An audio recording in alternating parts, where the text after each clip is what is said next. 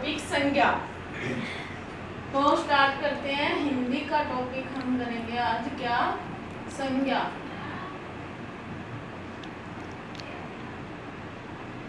तो संज्ञा तो सभी को पता ही होगा, हमने 3rd क्लास से स्टार्ट कर दिया था संज्ञा को पढ़ना कि किसी व्यक्ति, वस्तु, स्थान आदि के नाम के बोध को क्या कहते हैं, संज्ञा कहते हैं। पर आज हमें इनकी परिभाषा रटनी नहीं है, केवल हमें समझना है कि संज्ञा का मतलब क्या होता है, संज्ञा सही रूपों में कहते किसे हैं। तो संज्ञा का मतलब होता है किसी का नाम, स्थान, वस्तु, जगह। जैसे राम, जयपुर, काला, पीला, ये सब क्या हो गई, संज्ञा। जैसे मेरा नाम, तुम्हारा नाम, उसका नाम, ये कमरा, ये बोर्ड, ये डस्टर, ये मार्कर, ये सब क्या हो गई, संज्ञा। मतलब किसी, ये जब किसी चीज का बोध करवाती है तो ये सब क्या कहलाती है, संज्ञा। और हम करते हैं संज्ञा के कितने भेद होते हैं। तो संज्ञा के कितने भेद होते हैं, संज्ञा के 3 भेद होते हैं। तो सबसे पहला जो भेद है वो है व्यक्तिवाचक संज्ञा, दूसरा है जातिवाचक संज्ञा और तीसरा है भाववाचक संज्ञा। तो इसमें हम सबसे पहले क्या करेंगे, जो व्यक्तिवाचक संज्ञा है, व्यक्ति किसी भी एक स्पेशल इंसान का नाम, किसी भी एक स्पेशल वस्तु का नाम, किसी भी शहर का नाम, ये सब व्यक्तिवाचक संज्ञा के अंतर्गत आते हैं। व्यक्ति मतलब इसमें एक ही व्यक्ति, एक ही स्थान, एक ही जगह आदि सभी का बोध होगा। तो हम इसके ऊपर लिख सकते हैं एक, मतलब जैसे मैं लिख दूं, राम एक ईमानदार लड़का है। तो राम, इसमें क्या आ गया, नाम आ गया, किसका, किसी एक व्यक्ति का, तो नाम आ गया। अगर यहाँ मैं लिख दूं कक्षा 8 के विद्यार्थी ईमानदार है, तो इसमें किसी एक व्यक्ति का नाम नहीं दिया, तो ये कौन सी संज्ञा हो जाएगी, ये तो हो जाएगी जातिवाचक और ये हो जाएगी व्यक्तिवाचक। अगर हम बात करें जैसे कि कक्षा में एक नाम के कई विद्यार्थी होते हैं, जैसे अपन ले लेते हैं प्रियंका, कक्षा में मान लो 5 प्रियंका है।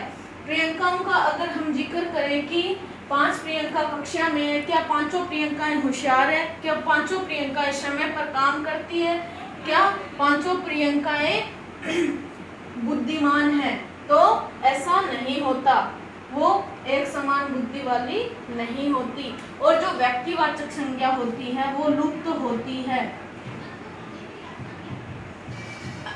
आगे हम बात करेंगे जातिवाचक। अगर आप जातिवाचक पर अनेक लिख लो, क्योंकि इसमें किसी एक का नाम नहीं दिया हुआ होता। जातिवाचक संज्ञा के अंदर एक व्यक्ति का नाम नहीं दिया जाता। जैसे मैं लिख दूं यहाँ जयपुर शहर बहुत सुंदर है, तो जयपुर शहर है वो बहुत सुंदर है, इसमें नाम दे दिया जयपुर शहर का, तो ये जातिवाचक संज्ञा नहीं होगी, ये कौन सी होगी, व्यक्तिवाचक। अगर मैं लिख दूं शहरों में बहुत गंदगी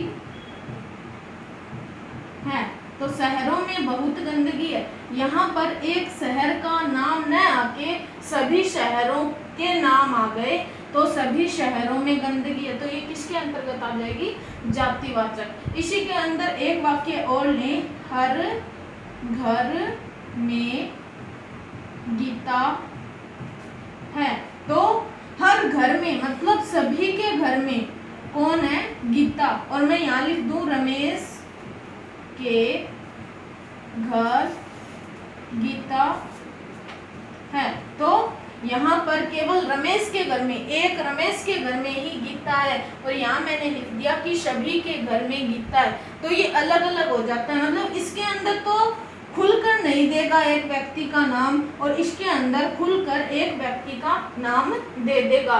और ये इसकी एक बात और है, ये अलुप्त होती है, अलुप्त। इसके आगे ही हम चलते हैं भाववाचक संज्ञा के अंदर। भाव का मतलब होता है किसी की भावनाओं को महसूस करना, इसके अंदर आ जाएगा महसूस करना।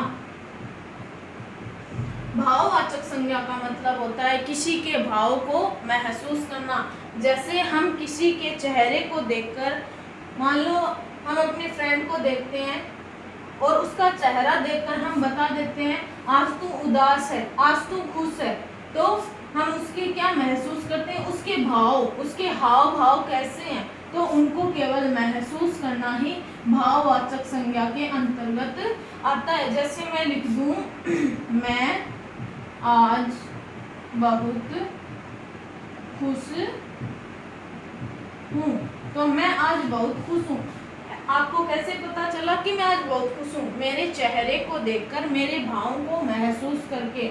मैं यहाँ लिख दूँ मैं अपनी मम्मी से बहुत प्यार करती हूँ, तो मैं अपनी मम्मी से बहुत प्यार करती हूँ। केवल मेरे मन में मेरे मम्मी के प्रति बहुत आदर और प्यार है, बहुत प्यार है। वो केवल क्या है, हम केवल उसे महसूस कर सकते हैं, निकाल कर तो नहीं दे सकते ना। लो मम्मी मैं 10 किलो प्यार करती हूँ, लो मम्मी मैं 20 किलो करती हूँ, नहीं, केवल हम उसे क्या करते हैं, महसूस करते हैं। तो यह भाववाचक संज्ञा के अंतर्गत आता है। इसी में अगर कई बार वाक्य पूछे जाते हैं तो वो इस प्रकार होते हैं, वह व्यक्ति बूढ़ा है, वह व्यक्ति बूढ़ा है, बूढ़ा है, जवान है, तो उनके भावों को देखकर हमें पता चला, उनके बुढ़ापे को देखकर, उनकी जवानी को देखकर हमें पता चला कि बूढ़ा है या जवान है। तो इस प्रकार हमारी संज्ञा के तीनों पार्ट हो जाते हैं। दोबारा रिपीट करते हैं एक बार। संज्ञा का मतलब होता है किसी स्थान का नाम, किसी व्यक्ति का नाम, किसी वस्तु का नाम, किसी जगह का नाम। इसके 3 पार्ट होते हैं। नंबर 1 व्यक्तिवाचक संज्ञा, नंबर 2 जातिवाचक संज्ञा और नंबर 3 भाववाचक संज्ञा। तो इसमें पहला है व्यक्तिवाचक संज्ञा। व्यक्तिवाचक संज्ञा के अंतर्गत एक ही आता है, किसी एक ही व्यक्ति, एक ही वस्तु, एक ही स्थान जो स्पेशल होता है उनके नाम दे दिए जाते हैं। जातिवाचक की अगर बात करें तो इसके अंदर अनेक होते हैं, जैसे शहरों, गांव, गाय, तो किसी पशु का नाम दे दे, तो इस प्रकार इसके अंदर अनेक चीजों का बोध होता है। और भाव का मतलब होता है महसूस करना, किसी की भावनाओं को समझना, किसी के भाव को महसूस करना और महसूस कर उसे बताना। Thank you. आज की हमारी क्लास थी संज्ञा, इसके बाद हम करेंगे कल सर्वनाम। तो ऐसे ही समझते रहना। Thank you.